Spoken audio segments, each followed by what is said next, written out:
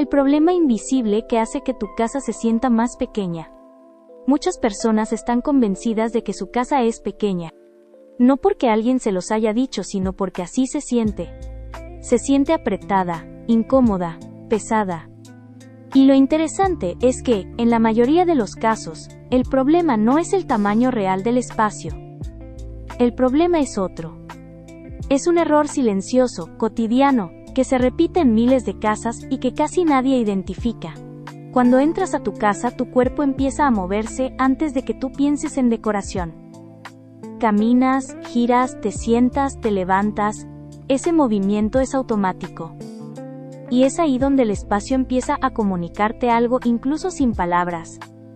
Si para moverte tienes que esquivar muebles, si tienes que girar el cuerpo de lado para pasar, si hay zonas que evitas porque estorban, tu cerebro interpreta ese lugar como más pequeño de lo que realmente es.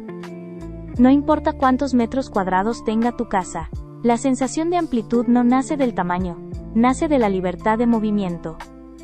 Aquí es donde aparece el error principal, la mala circulación del espacio. La circulación no es un concepto decorativo, no tiene que ver con estilos, colores o tendencias. Tiene que ver con los recorridos naturales que hace tu cuerpo dentro de la casa. Cuando esos recorridos están mal pensados, cuando los muebles se colocan solo porque ahí caben, el espacio empieza a trabajar en tu contra.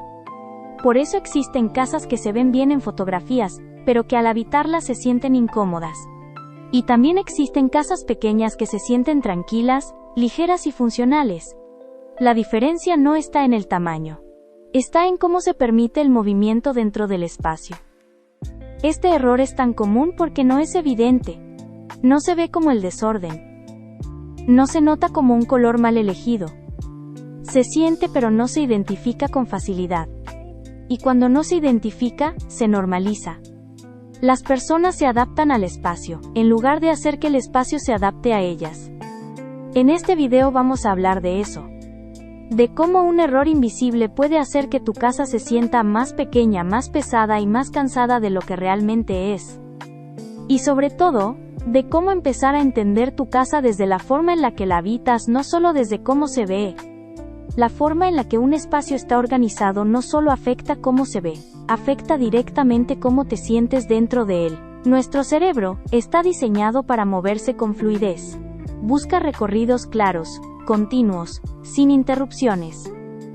Cuando un espacio obliga al cuerpo a frenar, rodear o esquivar obstáculos, el cerebro entra en un estado de alerta leve pero constante. No es algo consciente. No te das cuenta en el momento. Pero se acumula. Por eso hay casas en las que, sin hacer nada físicamente pesado, las personas se sienten cansadas, inquietas o incómodas.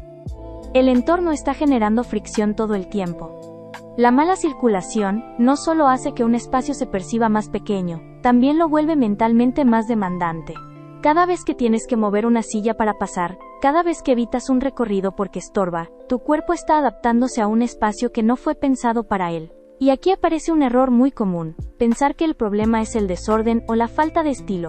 Muchas personas cambian muebles, colores o decoración, pero mantienen exactamente los mismos recorridos bloqueados.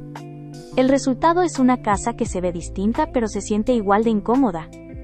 Ahora, veamos algunos errores de circulación que se repiten una y otra vez. El primero es el tamaño de los muebles. No porque un mueble sea bonito, significa que sea adecuado para el espacio. Un mueble demasiado grande obliga al cuerpo a rodearlo constantemente, y reduce la sensación de libertad al moverse. El segundo error es colocar muebles en zonas de paso, sofás, mesas o sillones que invaden los recorridos naturales desde la entrada hacia la sala, el comedor o la cocina. Aunque quepan, están bloqueando el flujo. El tercer error es el miedo al espacio vacío. Existe la idea de que un espacio vacío está incompleto, cuando en realidad ese vacío es lo que permite que el lugar respire. El espacio vacío no es falta de diseño. Es una herramienta funcional. Y aquí es importante decir algo con claridad. Este problema no se soluciona comprando muebles nuevos. Tampoco se soluciona copiando una imagen de internet. Se soluciona entendiendo cómo se mueve tu cuerpo dentro de tu casa. Cuando colocas un mueble sin pensar en el recorrido, estás diseñando contra tu propia forma de habitar el espacio. Por eso este error es tan frecuente. Porque nadie nos enseñó a leer los espacios. Solo nos enseñaron a llenarlos. Corregir la circulación de un espacio no empieza moviendo muebles. Empieza observando. Antes de cambiar cualquier cosa, es importante entender cómo usas realmente tu casa, no cómo crees que la usas. Haz este ejercicio sencillo. Entra a tu casa y camina sin pensar. No intentes corregir nada. Solo observa por dónde pasas, dónde frenas, dónde giras el cuerpo, y qué zonas evitas de forma natural. Esos recorridos que repites todos los días, son los verdaderos ejes de circulación de tu casa. Una vez que los identificas, el siguiente paso es evaluar si están libres o bloqueados. Un eje de circulación claro permite que el cuerpo se mueva sin esfuerzo. Cuando ese eje está interrumpido por muebles, el movimiento se vuelve forzado, y el espacio empieza a sentirse más pequeño de lo que es. Aquí es donde entra un principio clave. El espacio vacío es funcional. El espacio vacío no es un error de diseño. No es falta de decoración. Es lo que permite que el espacio respire, y que el cuerpo se mueva con naturalidad. Como referencia general, en las zonas principales de paso debería haber entre 80 y 90 centímetros libres para caminar cómodamente. No es una regla rígida, pero es un buen punto de partida para evaluar si un espacio está saturado. Ahora bien, liberar circulación no significa vaciar la casa. Significa tomar decisiones más conscientes. A veces el problema no es la cantidad de muebles, sino su ubicación. Un sofá ligeramente girado, una mesa desplazada unos centímetros, o un mueble separado de la pared pueden cambiar por completo la percepción del espacio. También es importante observar los muebles que no cumplen una función real. Hay piezas que están ahí por costumbre, no por necesidad, y esas piezas suelen ser las que más afectan la circulación. Otro punto fundamental es entender que no todos los recorridos tienen la misma importancia. Hay recorridos principales, como del acceso a la sala o de la sala al comedor, y recorridos secundarios. Los recorridos principales deben ser claros y directos.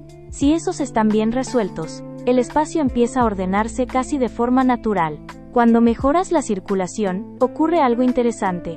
El espacio se siente más amplio aunque sus dimensiones no hayan cambiado. La casa se vuelve más fácil de habitar, más amable con el cuerpo. Esto no tiene que ver con estilos ni con seguir tendencias. Tiene que ver con entender que una casa está hecha para vivirse, no solo para verse bien.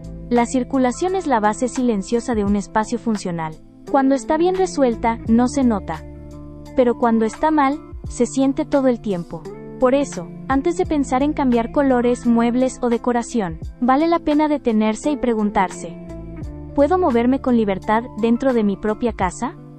Una casa no debería sentirse como un obstáculo. No debería exigirte adaptarte a ella todos los días. Cuando un espacio está bien pensado, no lo notas de inmediato, simplemente se siente fácil de habitar. La mayoría de las personas cree que necesita más metros, más muebles, o una casa diferente. Pero muchas veces lo único que falta es entender mejor el espacio que ya se tiene. La circulación no es un detalle menor.